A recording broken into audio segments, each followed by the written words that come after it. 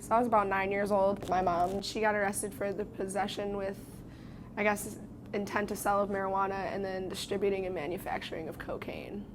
So he was arrested 2 times before I was born. Both were for drinking and driving, so he was pulled over intoxicated. And then the most recent time was also drinking and driving. He was just pulled over swerving in the street. I consider myself super close with my dad now. I spend more than 3 nights a week with him. While he was in jail, I didn't see him at all. During it, it definitely affected me badly. I missed him, and not having that second parent in your life too is also like a big struggle, just for everything, for not having somewhere else to go. Or like if I got in a fight with my mom, it was just, that was that. I was in a fight. I couldn't go to Dad's house or couldn't talk to about it. I could talk to my grandma about it, but it wasn't the same as talking to my mom about like some of my like girl problems that I'd have. So it was kind of hard not having like my mom there to like help me and like hold me when I was sad, but I got through it.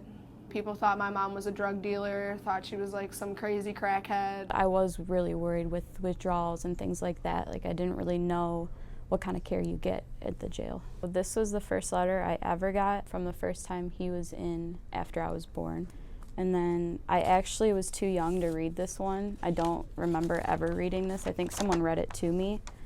But then all of the other letters that I have are all from the most recent time, and I have this huge stack that I put all in order. I think people close to me probably looked at me differently, mostly probably worried too, just about what I was feeling or what I was going through. Well, I have 3 older brothers, Devin, Shane, and Dante.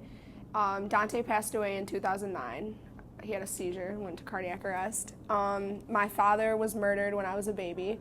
I was around 6 months old, so I really don't know anything about him. I would imagine my grandma was disappointed because her daughter's in jail. My grandma works I think at the time she was working 3 jobs to help, because she helps support her husband and like her house and then helps pay for our house. My grandma came and lived with us, and that was a struggle because living with my grandma was a big switch from living with my mom. Like my grandma was a lot more strict. I had a lot more chores to do. Like homework had to be done at a certain time. I had to be in bed at a certain time. I kind of felt like I was at like boot camp. One thing I think is really important for children when their parents are out of the home for that reason is that they have some supports in place, and also I think a stable home environment, whatever that may look like after the parent is removed from the home, is going to be very important for them. Research indicates that when children grow up in an environment where they have routine, it can really help when a child feels that stability for them to be able to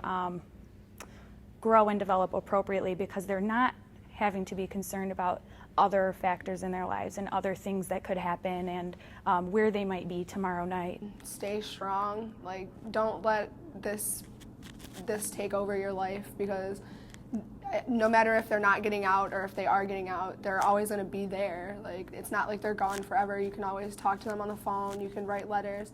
I really like the fact that my mom wrote me letters, because it kept me in touch with her. Like, it let me know that like she obviously cared about me and that she wasn't going to not give up like helping like and being there for me.